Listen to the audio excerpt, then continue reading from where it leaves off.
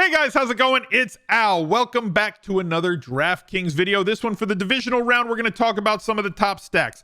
Typically throughout the year, I've been talking about my 5 top stacks on a week, but since there's only 4 games and 8 teams, like if I talk I'll just talk about 8 stacks and we have the entire slate broken down, right? Broken down. So I'm going to go over 4 stacks that I really like this week. We're going to take a look at them in the rotogrinders lineup HQ. And we're going to go through all of their target trees and everything that they have for them.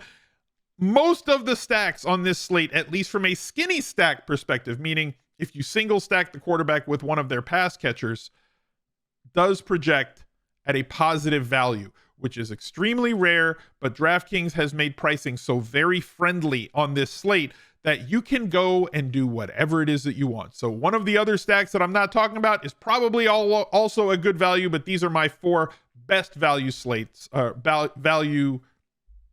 I can't even speak. These are my 4 best value stacks on this slate. So let's go. He's a legend. If you haven't already, go check out the great products that they have over at UnderdogFantasy.com. Right up there, you can check. They have, if you use promo code ALSMIZZLE at checkout, on your first deposit, you get a deposit match up to $100. They are running it back with their best ball playoff drafts, the mitten and the gauntlet returns. These are gonna fill more than likely, so jump on in there. And if you like best ball drafts and playoffs, gives you a different type of sweat. Go draft some teams and have some fun, and definitely use that promo code ALSMIZZLE to get yourself a deposit match on your first deposit up to $100. Looking at the spreads on this slate, we have the Bengals underdogs by 3.5. We have big favorites are the Packers at home. Buccaneers, all the home teams are favorites, as is usually the case in the playoffs. Buccaneers by 3 over the Rams. This game is one of my favorite ones to possibly shoot out in this one, is both offenses extremely capable, both defenses very good as well. It could certainly go the other way. But I do like that game because everybody and their mom is going to be stacking this first game. So taking a look at my number 1 stack, as on the cover, Josh Allen. He's 7,600. Everybody's too cheap. Okay, so like I guess just it's implied that everybody is too cheap on this slate. I don't want to have to repeat that over and over and over again. But like a quarterback who has a 30+ point ceiling more than any other quarterback on a week in, week out basis, not just due to the fact that he is a great thrower. Every quarterback that is a top stackable option this week is a great thrower and has 3+ touchdown upside with 300-yard bonus, but not all of them have the ability to run for 60+ yards and or a touchdown or multiple touchdowns on the ground. So very possible for Josh Allen to be a slate breaking option with an over 40-point game, and very easy to stack him this week. And as I said, they're going to be popular because the fact, twofold. One, it's the highest totaled game, the highest implied team total for Kansas City. Second highest implied team total would be the Buffalo Bills. And then everybody is cheap. So like Steph Diggs is 6,500. I know he only had 4 targets last week, but that was a game where they throttled New England and they just did not have to throw the ball at all down the stretch.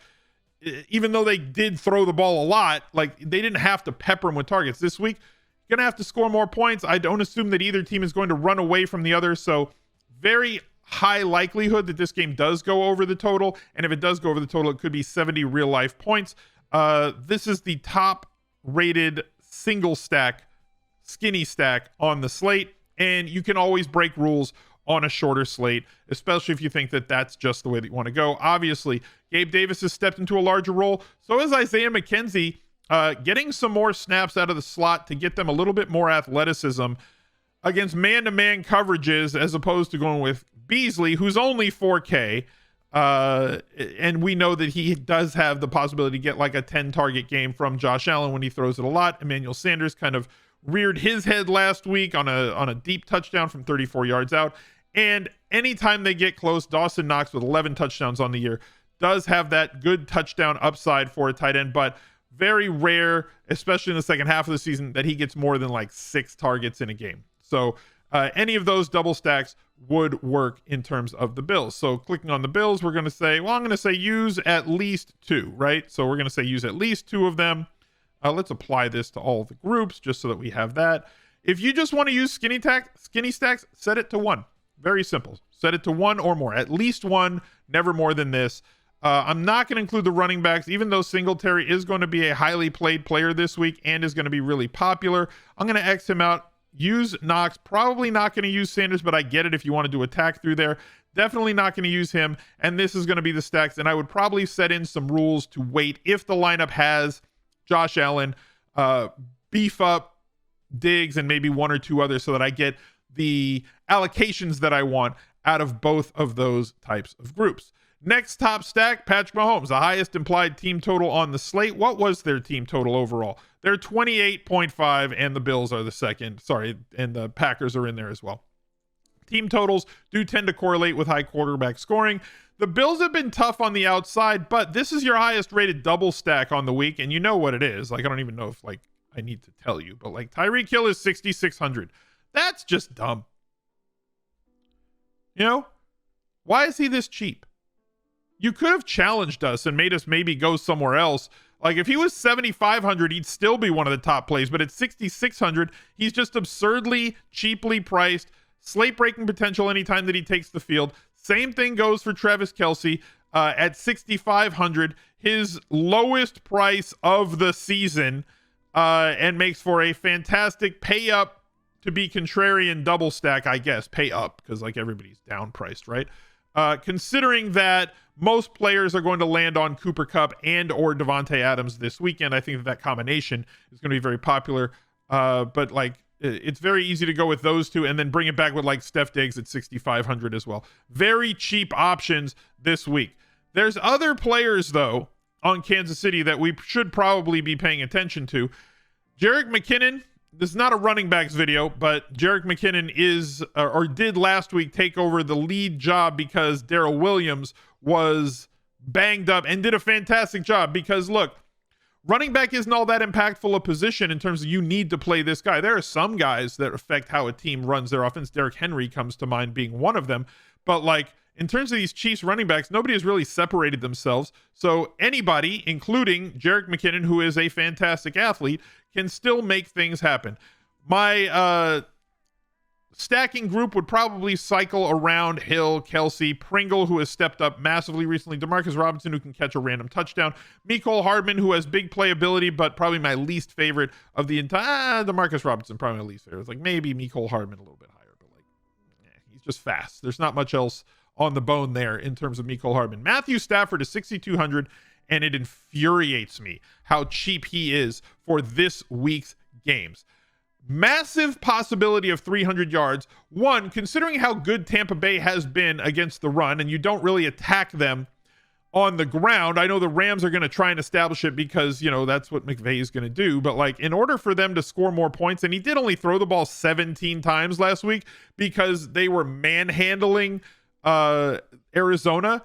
He's going to throw it 35 plus times probably against Tampa Bay. And if you remember back to week 1, the Thursday night football game, when Dallas and Tampa Bay lined up and Dallas said, you know, we're not going to be able to run it against you. We're just going to throw it. If Stafford throws it 45 plus times with the options that he has in this passing game, he could very easily do massive damage in a double stack, considering Cam Akers came back and looked awesome. Michelle looked really good too. But as we said, you don't really run the ball against the Buccaneers, and the Rams don't really throw the ball to their running backs all that much, which basically gives us a lot of openings to just play Cooper Kupp at 8,600, which is that his cheapest price since week 14 against Arizona when he posted 34 points.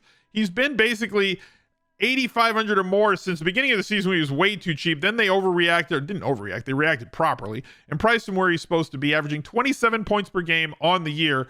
And it's sick. It doesn't matter. Odell Beckham Jr. has been way better than people expected since coming over from Cleveland to the Rams. Has caught 6 touchdowns in 8 games with the Rams so far. Massive usage in the red zone and massive usage in the end zone, getting those really highly valuable end zone targets. Van Jefferson, more of a downfield threat. Ignore the 1 target game against Arizona, considering the fact that they only threw it like 17 times. I'm expecting 35 plus in this spot here this week. And Tyler Higbee, same sort of thing. 4 targets last week. Pretty impactful with the low usage through the air that they did not have to use. We're probably going to see a return to this 6 to 10 sort of target range for him this week against the Buccaneers. There's your target group there. Let's go back over to the lineup builder on rotogrinders, the lineup HQ. X out the running backs. Easily take the 4 options on the outside. Not going to include Skoranek in there. If you want to include him, you can. But a very tight group of pass catchers for the Rams, which makes him easily stackable with 2 or possibly 3 options because of the short 4-game slate. And now your favorite part every single week, the puke stack. Ryan Tannehill is your puke stack quarterback of the week. I could have gone with Jimmy G, but like that's a little too pukey for me. Now, I highlighted on stream yesterday a tweet from Rich Rebar saying that basically Ryan Tannehill has only played like 11% of the snaps with all 3 of Julio Jones, AJ Brown, and Derrick Henry all on the field at the same time. 11% of his snaps this season have been played with that combo. But when all of them are on the field, he's averaging like 9+ yards per attempt. He is a much different quarterback when everybody is on the field together in this offense. This is a much better offense. Cincinnati is struggling with their offensive line right now. Teams are not going to slow things down. And we don't know for sure if they are ready to give Derrick Henry a full 25 to 35 touch game in his first game back from injury. There are roads, there are paths to Ryan Tannehill, who now will have AJ Brown and Julio Jones at a ridiculously cheap price of $6,200 and $4,700, both healthy for this game, to step back up to that really high yards per attempt. All the play action with Derrick Henry, you have to respect him. Throwing against loaded boxes off of play action means that these really talented pass catchers have more paths to being open. If you want to sprinkle Firkser in there, if you want to take like a touchdown or die approach with a Jeff Swaim, fine, but like realize what you're doing there. It's awfully thin. I would probably prefer to go with Firkser. And you've got an extremely tight pass catcher group for you to play with here if you're going to be using him, and that's one of the reasons I like him. If he does go off, and we've seen him go off for like 300 yards, 3 passing touchdowns, and 1 rushing touchdown, knowing that it's going to go to a very small group of receivers means that if he has one of those days, you're not just going to pay off with Tannehill. You're going to pay off with the skinny stack. You're going to pay off with the double stack and the leverage off of Derrick Henry in that game script where Derrick Henry is not quite ready to take on a full workload this week. So let's plug 50 lineups in there. Let's build the lineups. And just realize that anytime you're using a lineup builder, it's never as simple as just plugging things in and going along with it. And you're going to have to make it dance the ways that you want to, which means that you're going to have to massage all of your percentages and allocations along the way. So thank you guys for watching. Go check out the great tools they have at rotogrinders. There's a link right down below in the pinned comment. I'll check you out with the next video right there. He's a legend.